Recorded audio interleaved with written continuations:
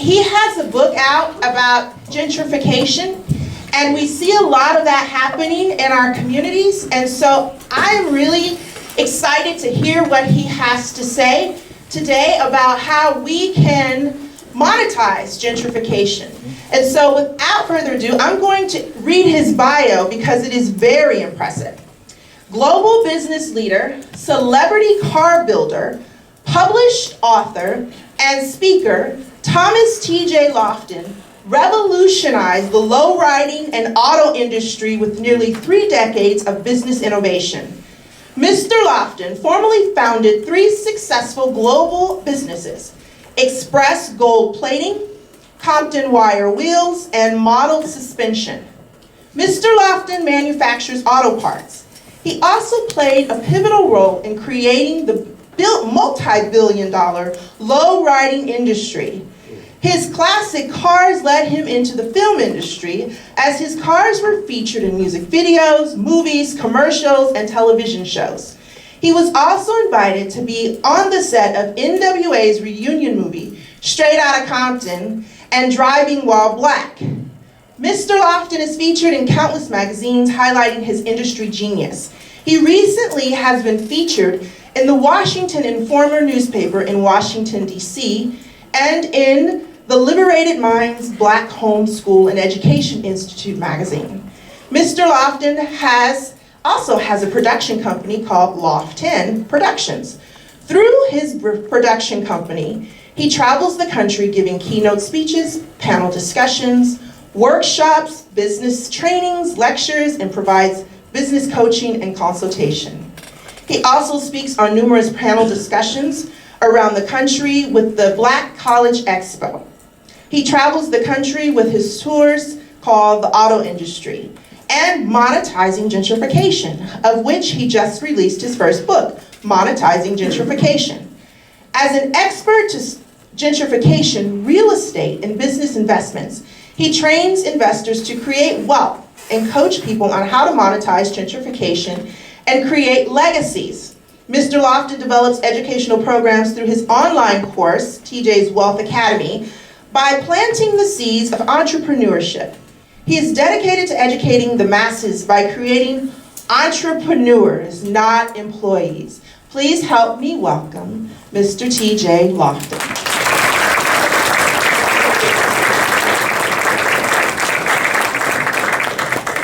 How's everyone doing?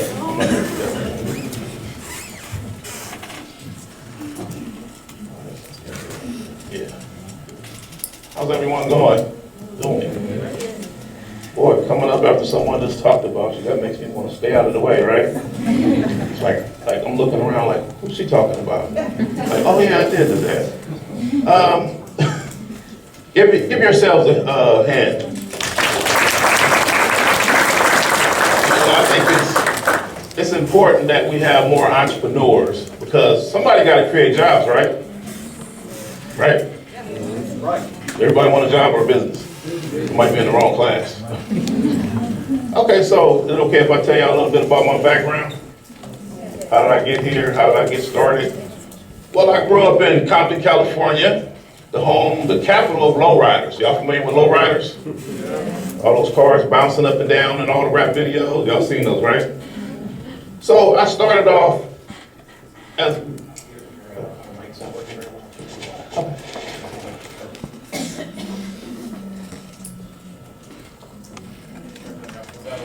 how's this one? Better? Okay, cool. So this is lowriders, custom cars, and classic cars. I just kind of want to talk about my story. This was me growing up in Compton, California, sitting on the hood of a '62 Chevy Impala, right? That guy look familiar? That's the neighborhood bad guy, right? He's trouble. Stay away from that guy, right? Well, guess what? My mom told me back in the day, she said, TJ, I sat in my mom's backyard building these cars for a living, you know, flipping cars. Y'all familiar with Cutlasses, Regals, Monte Carlos, the stuff that everybody was driving. You know, things that I saw every day, things that I've seen people buying, and things that I've seen people driving all the time. So you gotta remember, a good market is something that everyone uses, right? A good model in business, What does everybody need? So I turned around and I realized everybody's driving cars. If they don't have a car, they want one. So my buddy told me, he said, TJ, we're gonna end gang violence because we're gonna start putting these cars in these videos. My buddy invested into a rap label and they put out some famous rappers. Y'all ever heard of Ice Cube and NWA? King T and all those other rappers? They said, yeah, we're gonna start putting lowriders in all those videos and there's not enough people to build them, so you should open a shop. I'm thinking like, good luck with that one. Stop the gangs, put stuff in videos, okay. So fast forward the story, I learned how to restore these classic cars. I started building them. Then all of a sudden, opportunity came over to put these cars in the videos. So we started putting these cars in videos, and then it just opened up an ocean of people, phone calls from around the world. I had the operator calling me saying, I have someone on the other line, he's speaking in Japanese, I'm going to translate. And I'm thinking like, this is a crank call. You're gonna translate, so why would someone from Japan call me? Well, I wanna buy the car that's in that video. I heard you build cars. Can you ship it to Japan? I'm like, wow, ship it to Japan? Well, I got calls like that every day. I ship cars to Japan, Germany, Australia, New Zealand. Every time a movie came out, every time a commercial came out, every time a TV show came out, they had people from all around the world saying, I want that car, or I want a car just like that. Does that make sense? You got a lot of wealthy people who say, I want things that no one else has. I love those kind of people. They got a lot of money. And I like to tell them, it's not for sale. Y'all know what that means when you tell someone with a lot of money it's not for sale? Prices go up. Man, I love, oh, he'll never sell that. Oh, forget about that. He'll never sell it. Okay, he's gonna pull out his checkbook. So what I realized was a lot of people in the industry, they saw I was making money and they was just dropping little ideas. You should franchise. I'm like, I don't know what that is. You should be shipping parts overseas. Someone called me one day and said, I'd like these wheels that you have. I want a container of them. Oh, okay, well, I'm gonna have to call you back. Y'all know what the problem with that was? I didn't even know what a container was. Oh, that's one of the things on the back of those 18-wheelers. He wants you to fill that with wheels and ship it to Japan. Well, my biggest goal in life was to sell at least $15,000 a month worth of wheels, right? Y'all got that? So all of a sudden, when they started ordering containers from me, ship it to Japan, ship it to Norway, ship it to New Zealand. Can you put it in an airplane and send me that car? That opened the door for me to have to start researching things that I had no idea that even existed.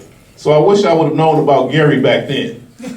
You know, hey Gary, what is this stuff? What's a container? What's shipping? What's international business? What's this guy wants to own the direct distribution rights to my products. Y'all know what my favorite thing I heard people say to me all the time was? Good luck finding that part. Y'all know what that means to me? Cha-ching! You telling me no one has that part? No one ever? No one around, period? Good luck? That's worse than finding a needle in a haystack? So what happened when you can't find something, you guys? Family? You gotta make it, right? That opened the door. That was a pathway for manufacturing. So I started paying attention to people saying, I'm having a hard time finding this. No one has that. I've never seen this. I'm willing to pay anything for that. I just really needed to get my car out. So I just made it a mission to find those hard things, and I started making them. So I came up with rain gutters, trunk rain gutters, convertible top cylinder mounts for 1962 and 1960 61 Chevy Impalas. Now I'm just taking pieces of metal, bending it, putting a few holes in it, and doing a little welding on it. $4 investment. All of a sudden people say, what are they worth if you can find them? I said, man, I pay up to 150 bucks. Oh, really? I got one. Oh, you say you need a container of them. Oh, okay. So now it's just opening the door. So what I realized, a lot of people, when they learn something, they focus in on that one thing. They make that their target market. I'm just gonna be the biggest. Like when I started, I thought I was just gonna do gold plating, right? I thought that gold plating, I was gonna be the biggest gold plater in the world. But then someone said, hey, we think we should sell those lowriders. Then someone said, hey, you'd be good at this, you'd be good at that. Sell me one of your lowrider shops. I thought, no, you can't have one of my shops. Or you should open another shop here. You should open another shop there. So I started opening lowrider shops all around the place. I had one in Palmdale, one in Los Angeles, one in Las Vegas. But my biggest mistake was, I wish I would have opened up more. Does that make sense? I realized my mind was too small, and I had to be not so scared. Does that make sense? I was a little scared of the money. Does that make sense, y'all? Have you ever been scared of money? I remember thinking, someone said, man, if I can make $100,000, that would be amazing. So fast forward the story, I started having conversations with, you want 10 lowriders for a movie, and you're gonna put them in the rap video and you're gonna blow them up at the end. That sounds like $1 million. I gotta tell this guy $1 million out of my mouth? I've never said that before, does that make sense? So when it came to me, I started getting scared, like, oh my gosh, what if he says no? Maybe if I drop the price down. Never be scared of the profit, family. That's what I want y'all to know. Never be scared of the profit and never be scared to expand. So what I started doing is I started investing in a lot of people. When people come to me and say, you can't find that, but I know how to make it. Oh, how much does the machinery cost to make that? Oh, it's $10,000. Here you go. Let's partner up. Well, hey, we're having a hard time with paint shops, TJ. We can't find anyone to paint these cars. Oh, but I work at a paint shop and he's not big enough. He's not doing what he's supposed to do. Oh, really? How much does it cost to open a paint shop? $10,000. Really? What can we go, just find a building and you know what permits to get? Yes. Okay, well, here's the 10 grand. Let's partner up. Does that make sense? Always look for investments. Someone, as a business owner, people are gonna come to you every day, approaching you, asking you, hey, I got an idea. What Gary say, pitch? People came to me pitching every day about some idea because they saw me in a video, a movie, a TV show or something, and they figured he must got some money. He knows a lot of rappers. So guess what? That was a great situation because the more people pitched things to me, the more opportunities came my way. I had a guy one day tell me about this thing called the internet. I was like, that don't sound like that's gonna work. And I need a computer. And you're trying to make an app, what is it called, a website? That sounds like the most amazing lie to get me out of $5,000 I ever heard of. But it was a really good lie, so I said, wow, okay. That was the greatest story I heard all month. I'm gonna go ahead and loan that guy the money. And then I found out later, wow, he was at the head of something amazing. Does that make sense?